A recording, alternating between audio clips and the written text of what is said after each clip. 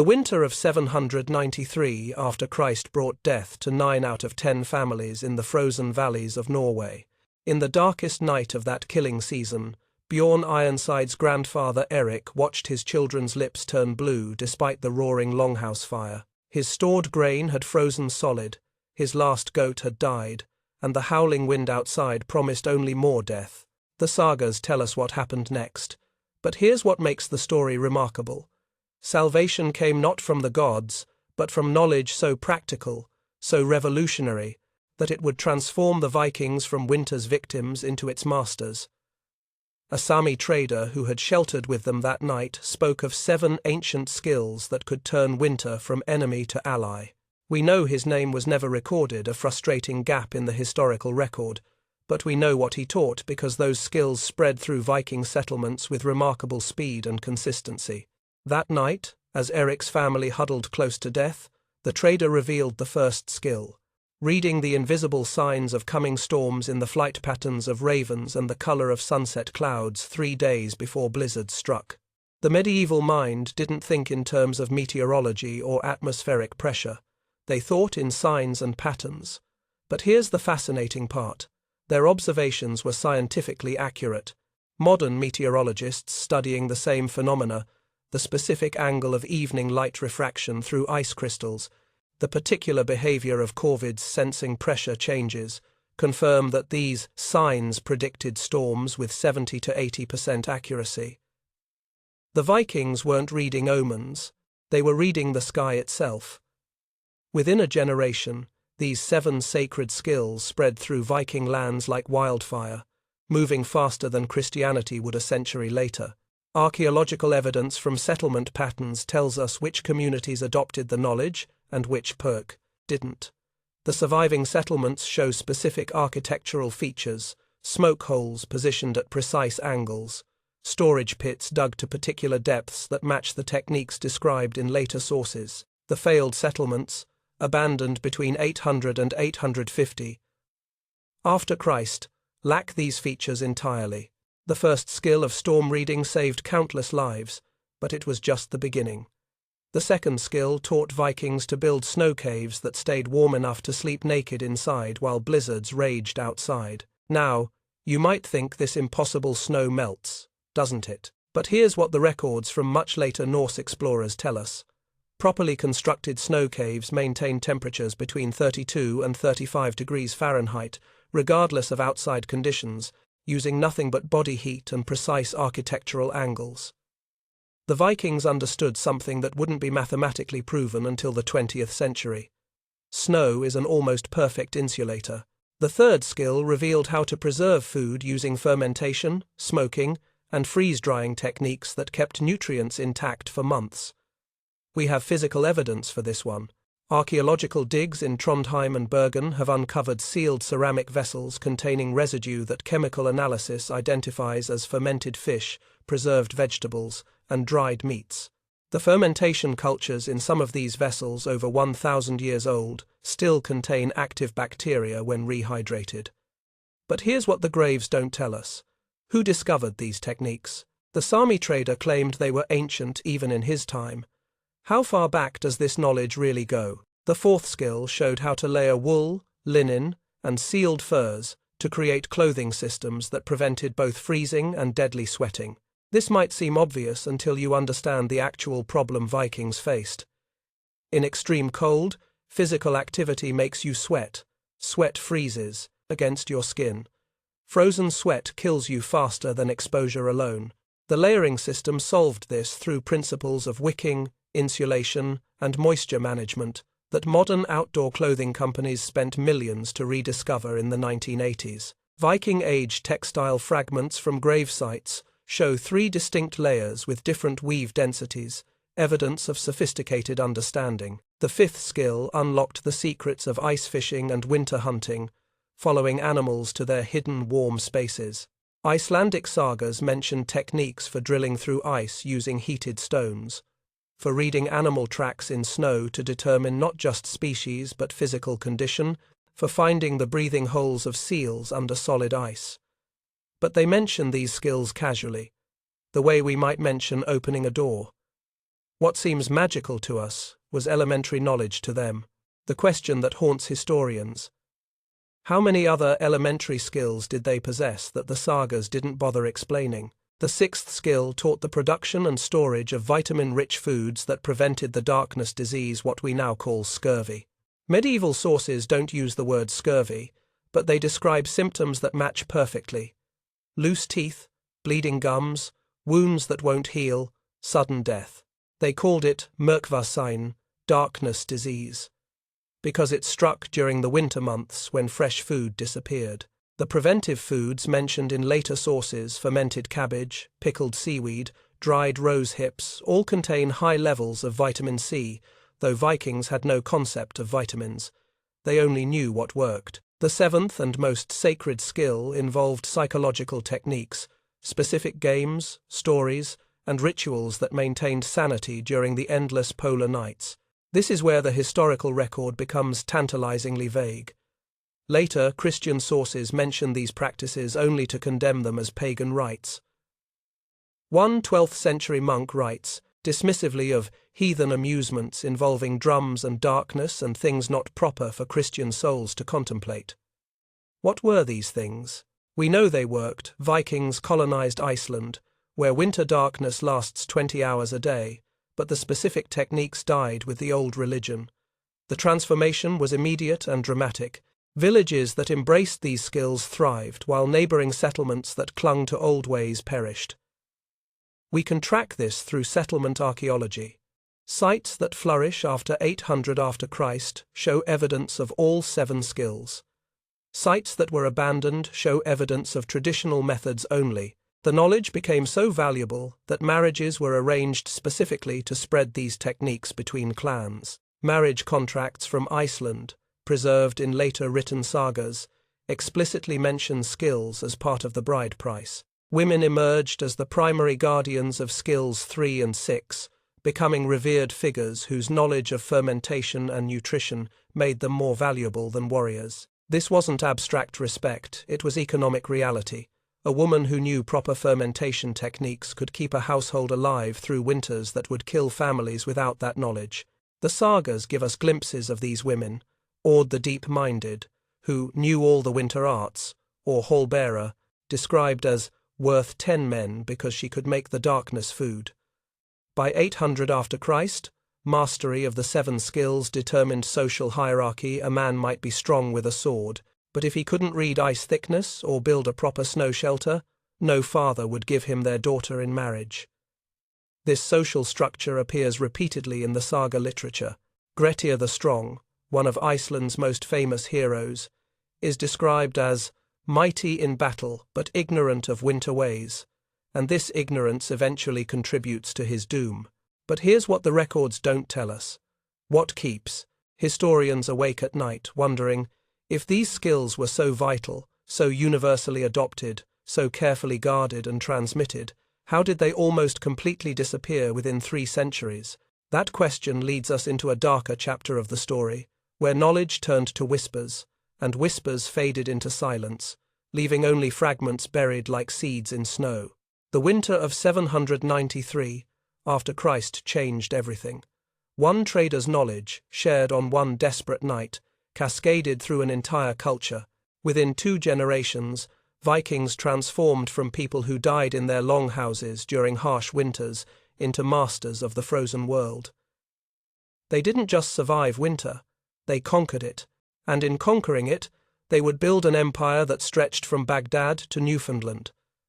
But empires built on secret knowledge face a particular danger. What happens when the secrets are forgotten?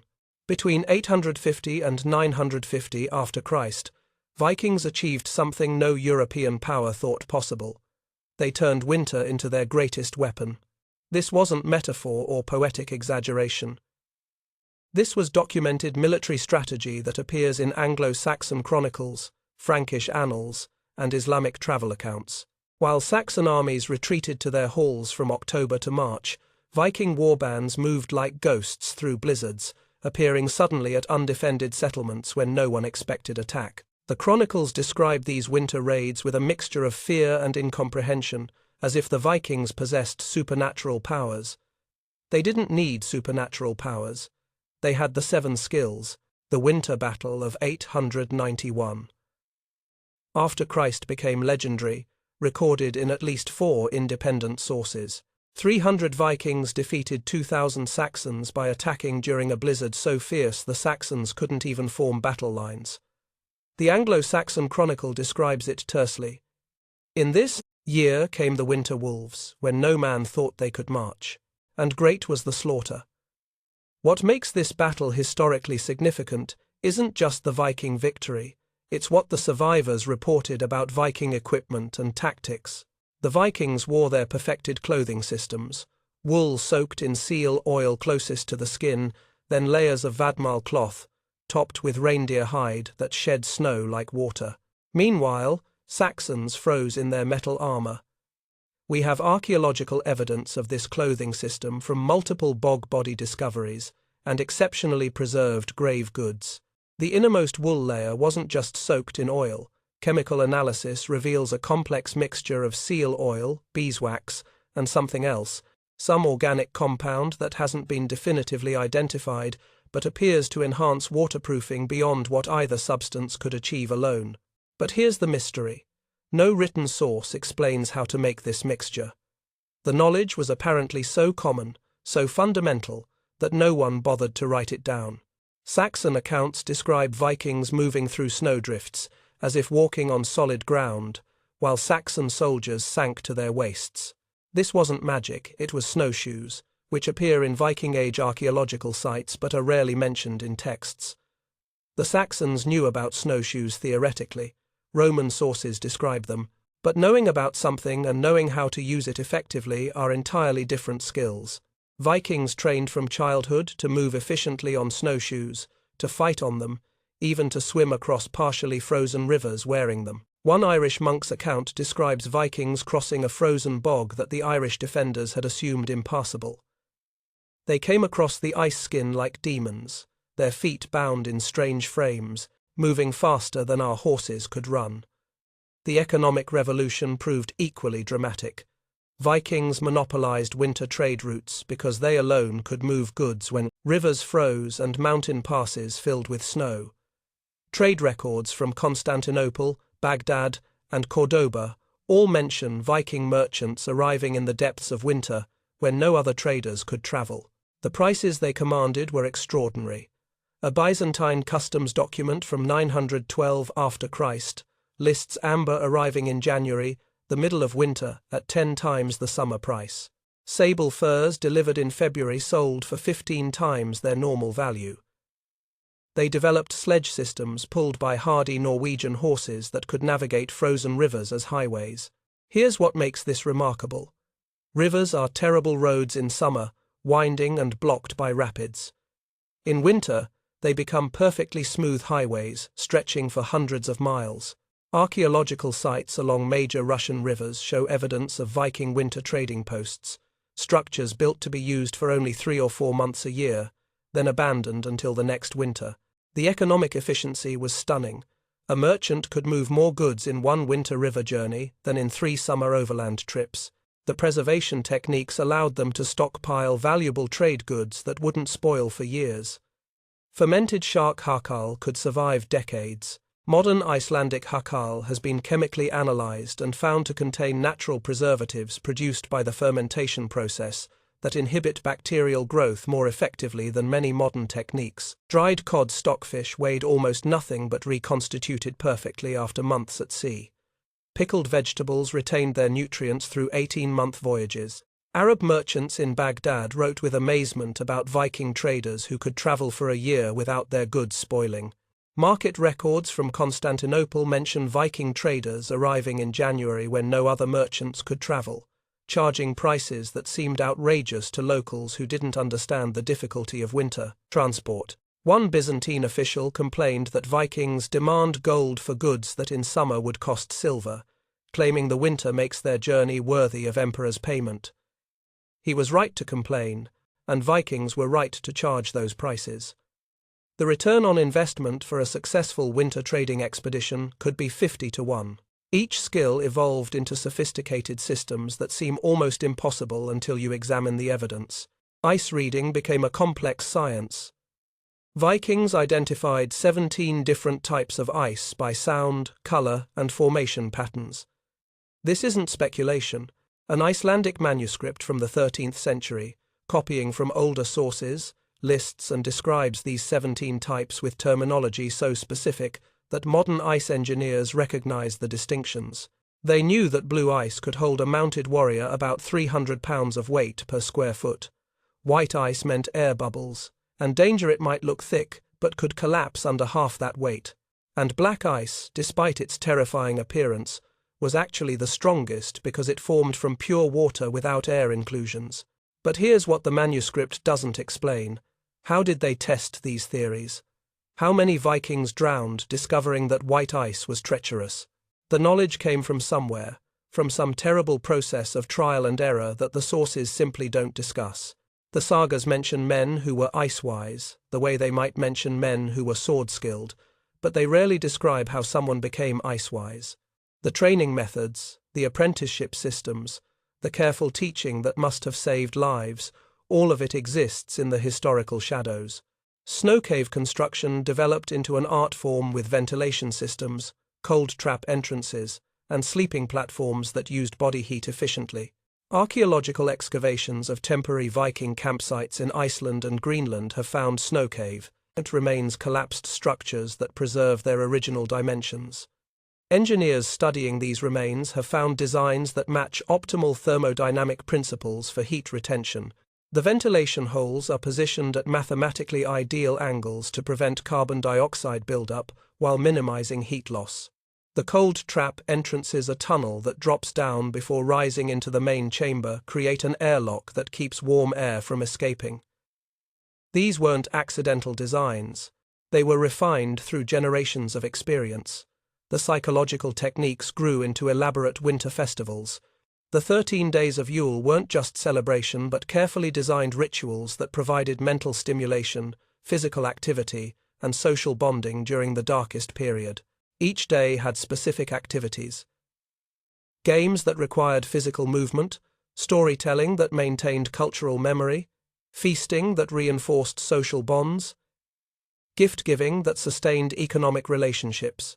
Modern psychologists studying seasonal affective disorder have found that communities maintaining traditional Yule celebrations report significantly lower rates of winter depression than communities that abandoned these practices. Children learned the skills through games that seem like simple entertainment until you understand their purpose. Frost Tag taught them to recognize hypothermia symptoms. The game involved identifying which player was moving sluggishly or showing confusion, the early signs of dangerous cold exposure. Ice singing helped them identify dangerous ice by pitch. Children would strike ice with sticks and learn to distinguish the clear ring of safe ice from the dull thud of rotten ice. Winter Dreams prepared them mentally for long dark periods, a storytelling game played in total darkness that taught children to remain calm and maintain their sense of direction without light.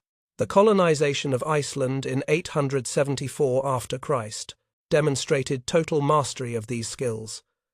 Irish monks had attempted to settle Iceland decades earlier and barely survived in tiny numbers, huddling in stone huts along the southern coast. The Vikings arrived, and within a generation, 20,000 people thrived across the island, turning a volcanic wasteland into a functioning society.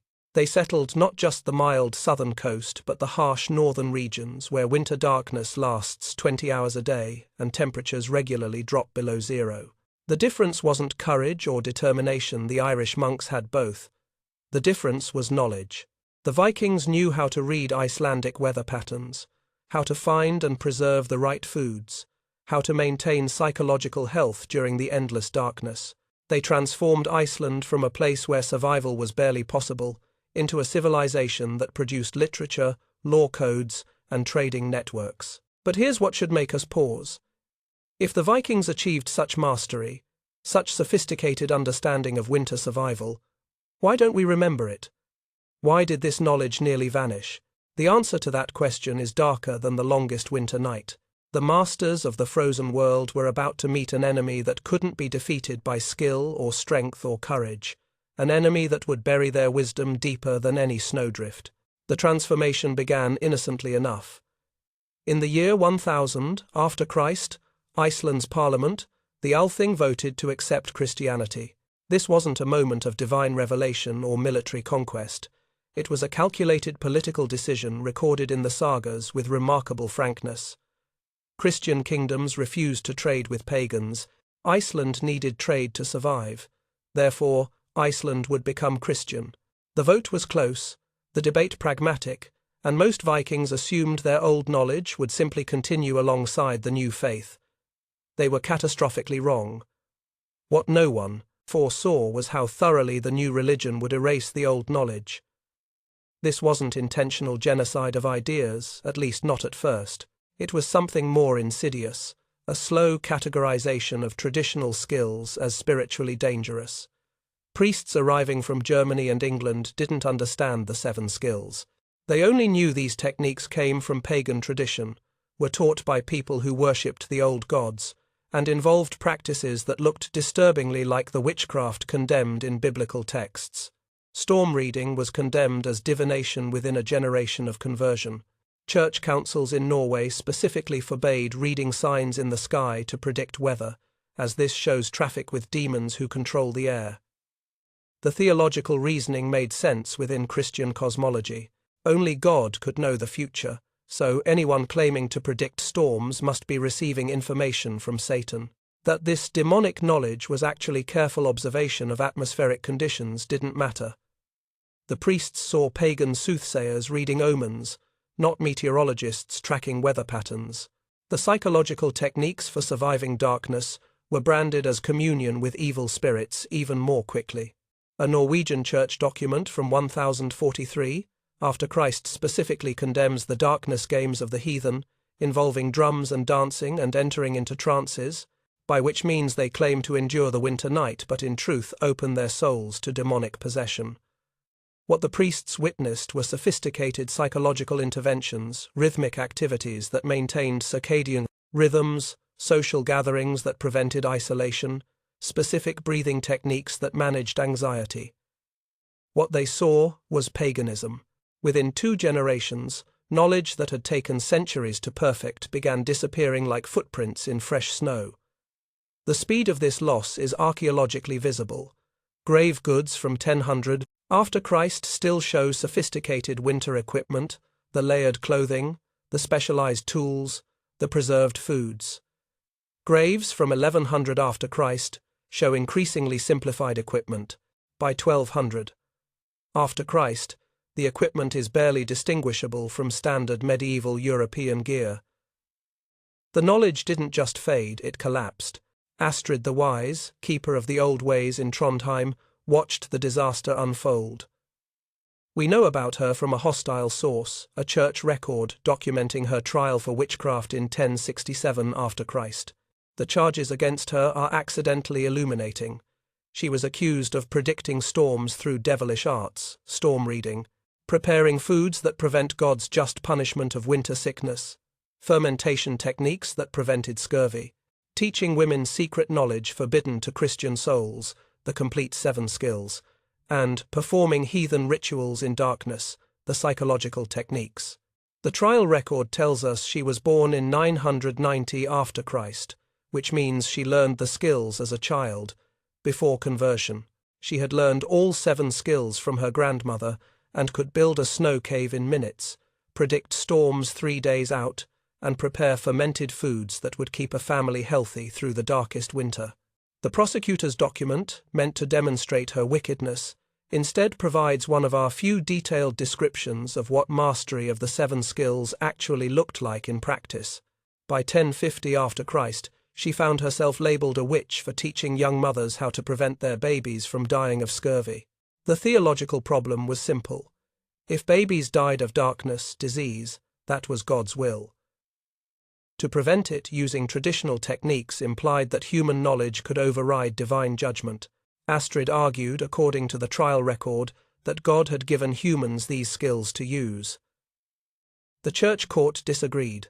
Knowledge from pagan sources couldn't be from God. She held secret meetings in forest clearings, desperately trying to pass on the knowledge.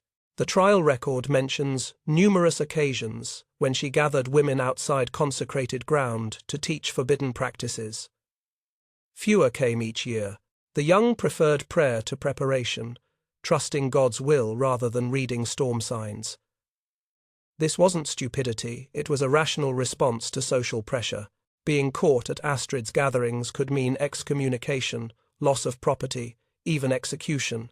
Learning to ferment cabbage wasn't worth dying for, especially when the priests promised that faithful Christians would be protected by divine providence. Her own granddaughter refused to learn, saying such knowledge showed lack of faith. The trial record includes this detail as evidence of Astrid's failure to corrupt the young, but it's actually evidence of how quickly cultural transmission could be severed. One generation teaching, one generation refusing to learn, and centuries of accumulated wisdom vanished. The consequences were catastrophic and immediate. The winter of 1090 after Christ killed more Norwegians than had died in the previous century combined. We know this from parish death records that suddenly begin appearing as churches start maintaining registers. The numbers are staggering. Villages that had survived winters without significant mortality for generations suddenly lost 20, 30, 40% of their population in a single season. Families froze in longhouses. Their great-grandfathers would have kept warm easily. The architectural knowledge of proper ventilation, heating, and insulation had been dismissed as unnecessary old-fashioned thinking. Children died of nutritional diseases that simple fermentation techniques would have prevented. Scurvy exploded across Scandinavia.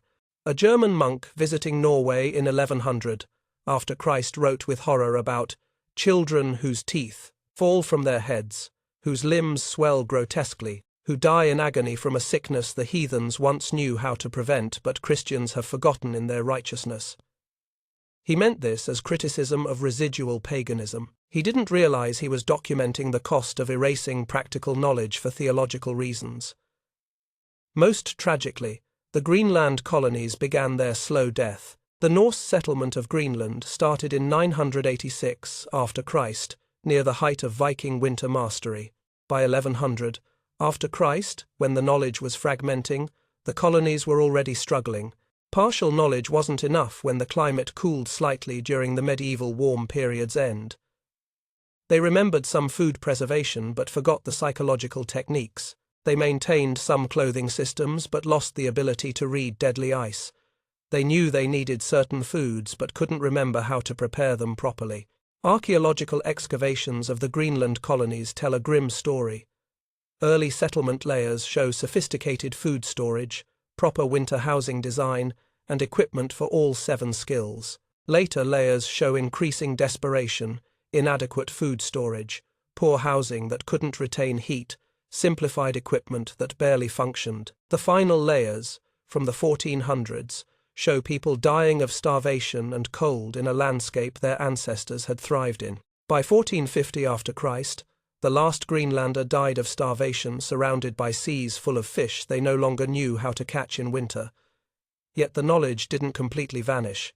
It couldn't, survival pressures were too strong, but it had to hide, to disguise itself as something acceptable to Christian authorities. Clever women disguised preservation techniques as St. Lucia's recipes, claiming these fermentation methods came from the saint rather than from pagan grandmothers. Storm reading survived in fishermen's rhymes about red sky at night, sailor's delight. Practical knowledge, stripped of its systematic framework and reduced to folk sayings. The psychological techniques transformed into Christmas traditions that priests could accept. The Yule log that must burn continuously through the 12 days of Christmas, that's a fragment of the psychological techniques, maintaining light and warmth during the darkest period. The 13 desserts of Provence, eaten on specific days, those are remnants of carefully designed nutritional interventions disguised as Christian celebration. The Feast of St. Stephen's Horses, with its emphasis on caring for animals in winter, that's skill 5, hidden inside a saint's day. Like seeds buried in permafrost, fragments of the 7 skills waited centuries for rediscovery. The question that haunts every historian studying this period is simple and terrible. How many people died unnecessarily because theological concerns overwrote practical knowledge? How many children froze, how many families starved, how many communities collapsed, all because the Vikings forgot what their ancestors knew. But here's what keeps me awake at night, what the sources never quite explain. Some communities maintained the knowledge in secret. Some families preserved the skills despite the danger. How did they do it? Who were they? And what else did they preserve that we still haven't rediscovered? The wisdom wasn't entirely buried. It was waiting. In 1940 after Christ, Norwegian resistance fighters rediscovered their ancestors' genius by necessity. When Nazi Germany invaded Norway, resistance groups fled into the mountains, into terrain the Germans assumed would be impassable during winter. The Nazis had superior equipment, superior numbers, and superior firepower. What they didn't have was knowledge that had survived in fragments, passed down through generations of Norwegian families who never quite forgot what their Viking ancestors knew. One resistance group survived 2 weeks in temperatures of -40 degrees Fahrenheit, using methods described in the Prose Edda methods their Viking ancestors had considered basic knowledge. The group's leader, a fisherman named Lars Berntsen, later described in his memoir how his grandmother had taught him to build what she called a troll house in the snow. He thought it was just a story, a game she played with children. It wasn't. It was a perfectly preserved snow cave technique from the second skill, disguised as folklore.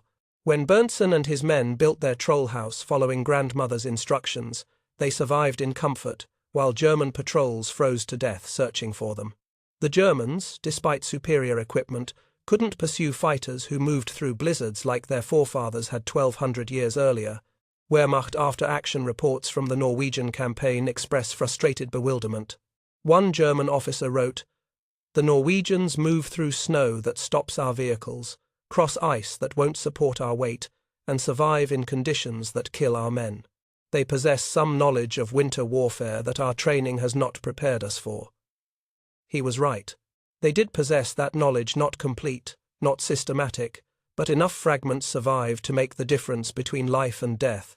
British commandos training with Norwegian resistance fighters reported similar discoveries. A Scottish officer named William MacDonald wrote in his diary about a Norwegian guide who could identify safe ice by singing to it. He would strike the ice with his staff and listen to the pitch. He was never wrong. This was Skill 5, ice reading, preserved in fishing communities as a practical technique stripped of its theoretical framework. The guide couldn't explain why it worked.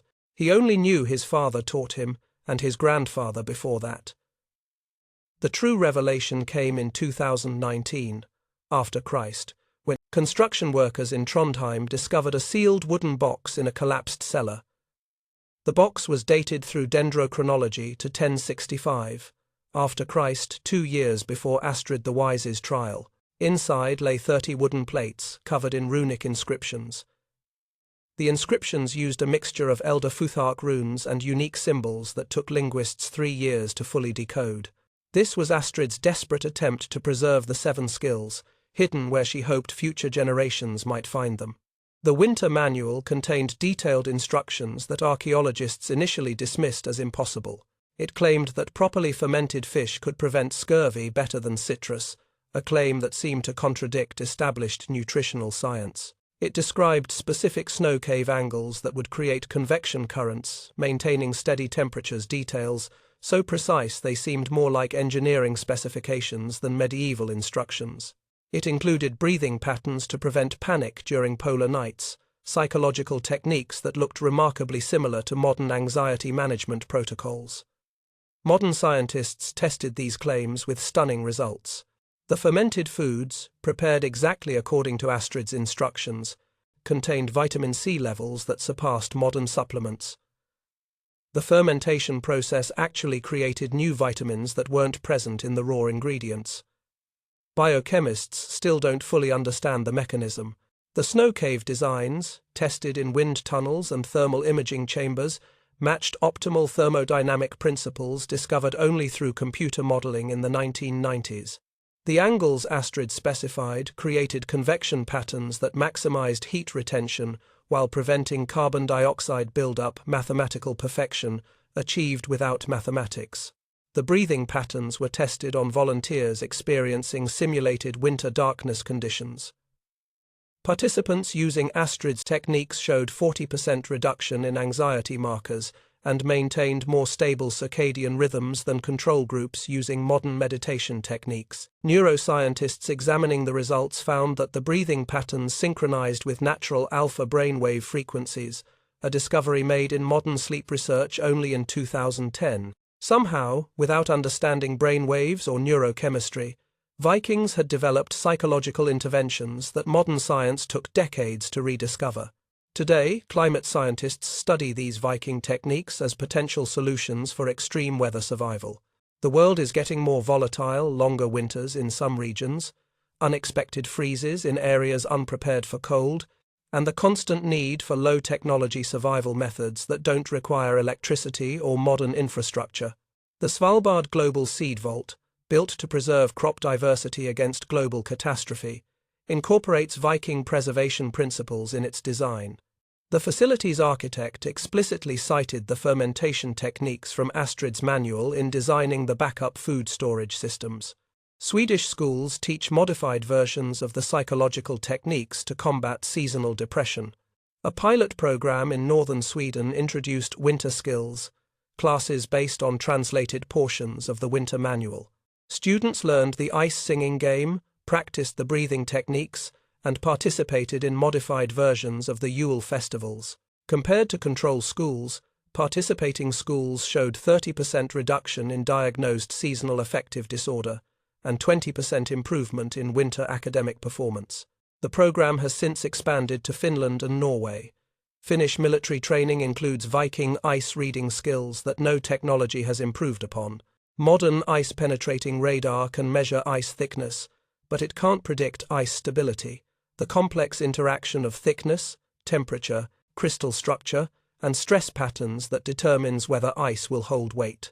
Finnish army engineers discovered that teaching the 17 types of ice from the winter manual produced better results than any technological solution. Soldiers trained in Viking ice reading make better judgments about ice safety than soldiers relying on instruments alone. Most remarkably, DNA studies reveal that Scandinavian populations carry genetic adaptations for vitamin D processing and cold resistance that developed during the Viking Age. A 2023 genetic study found specific mutations in Scandinavian populations that enhance vitamin D synthesis from minimal sunlight and improve brown fat thermogenesis, the body's ability to generate heat. These mutations are dated through molecular clock analysis to between 800 and 1000 after Christ. The evolutionary pressure that selected for these traits came from mastering winter, from living in conditions that would kill populations without those adaptations. The implications are profound. The 7 skills didn't just help Vikings survive winter, they literally changed Viking biology. The knowledge created selection pressures that altered DNA, making Scandinavians genetically better adapted to cold and darkness. When that knowledge was lost, the genetic advantages remained, but their full potential couldn't be realized without the techniques that had created them. Modern Scandinavians carry biological adaptations for skills they no longer practice. The story comes full circle in remote Norwegian valleys, where families still unconsciously practice fragments of ancient wisdom. They don't know why they stack firewood in specific patterns that maximize drying, a technique from Skill 3. They can't explain why they prepare Christmas foods that accidentally provide perfect nutritional balance for winter remnants of Skill 6. Their children play games that teach them to recognize dangerous ice echoes of Skill 5, preserved as entertainment long after the original purpose was forgotten. In a farmhouse near Trondheim, an elderly woman named Ingrid Halvorsen teaches her granddaughter to make a fermented fish dish the family has prepared for generations. She calls it grandmother's recipe and explains that it must be made exactly right, following steps that seem arbitrary and complicated. She doesn't know that her grandmother learned it from her grandmother, who learned it from hers, stretching back through 30 generations to a woman who learned it from Astrid the Wise in a secret forest clearing in 1059 after Christ. The recipe works because the complicated steps aren't arbitrary. They're optimized fermentation protocols that maximize vitamin production and preservation. Ingrid doesn't know this. She only knows that grandfather did it this way, and his grandfather before him stretching back to when frost giants walked the earth, and Vikings transformed winter from humanity's greatest enemy into their strongest ally. The knowledge survived, not complete, not systematic, but preserved in fragments scattered across generations like seeds in snow. Some germinated in 1940 when resistance fighters needed them. Some sprouted in 2019 when Astrid's box was opened. Some are still waiting, buried in family traditions and folk practices that seem meaningless until you understand what they really are. Pieces of humanity's greatest triumph over winter, waiting for the moment we need them again. And here's what keeps historians like me searching through old records, interviewing elderly people in remote valleys, analyzing DNA and fermentation cultures and snow cave ruins. What else did they know? What other skills did the Vikings master that we've forgotten? Astrid's 30 plates are detailed, comprehensive, remarkable, but her trial record mentions that she claimed to know more than she could write down. That some knowledge could only be transmitted through practice, through years of apprenticeship, through experiences that couldn't be captured in words or runes. Somewhere out there, in patterns we don't recognize, in traditions we dismiss as quaint folklore, in genetic adaptations we haven't fully decoded the rest of the knowledge waits. The frost giants haven't finished teaching us.